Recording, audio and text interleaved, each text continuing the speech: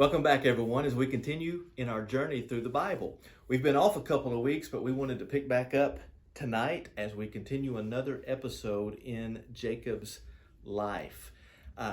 Clayton's going to read for us Genesis chapter 32, 24 through 32, and hopefully we can gain a few lessons for you tonight that will be an encouragement for you this week. All right. Then Jacob was left alone, and a man wrestled with him until daybreak.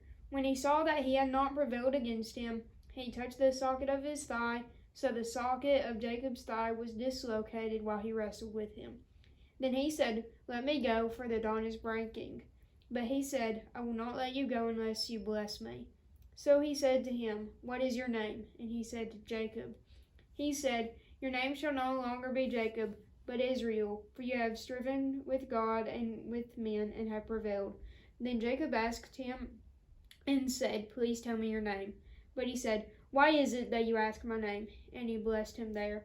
So Jacob named the place Peniel, for he said, "I have seen God face to face, yet my life has been preserved." Now the sun rose upon him just as he crossed over Peniel, and he was limping on his thigh. Therefore, to this day, the sons of Israel do not eat the sinew of the hip, which is on the socket of the thigh, because he touched the socket of Jacob's thigh and the sinew of the hip. Good job, Clayton. What an interesting passage here as Jacob wrestles with God.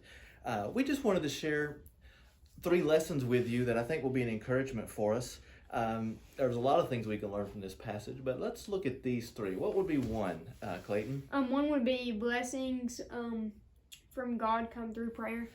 Blessings from God come through prayer. That is right. Sometimes we just have to spend some time, and I want to think about wrestling with God in prayer. Sometimes as we have problems in our life and we're trying to figure out what God's will is for us, we've just got to spend the night in prayer, spend a long time in prayer, not just a quick prayer, but we've got to really be wrestling in our thoughts and our minds with God. And Jacob is blessed because of this. Jacob is going to be renamed Israel, and God's covenant that he made with Abraham is going to continue through Jacob. And what a great blessing that happens. But Jacob has to go through this wrestling with God for this blessing to come to him. What would be a second thing? The second thing would blessings from God come at his will. Blessings from God come at his will. I want you to think about how that Jacob had striven, had worked hard in his life, had been trying to manipulate things in his life from his past to make God's will come about in his life. But it was all according to God's will. God says, "I'm going to bless you. I'm going to be the one to bring about this in your life." And it had more to do with God than it did with Jacob. Yeah. What would be a third thing? The third one is that God himself is the blessing. God himself is the blessing. Sometimes we seek promises or seek blessings from God. And one thing I think we learn from Jacob here is that God himself is the blessing.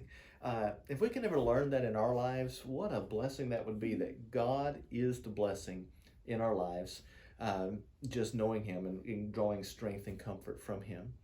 We hope these 3 things will be a great encouragement to you guys throughout the rest of this week. Thanks for listening in. Thanks for watching. And hopefully we'll pick back up next week as we continue in our journey through the Bible.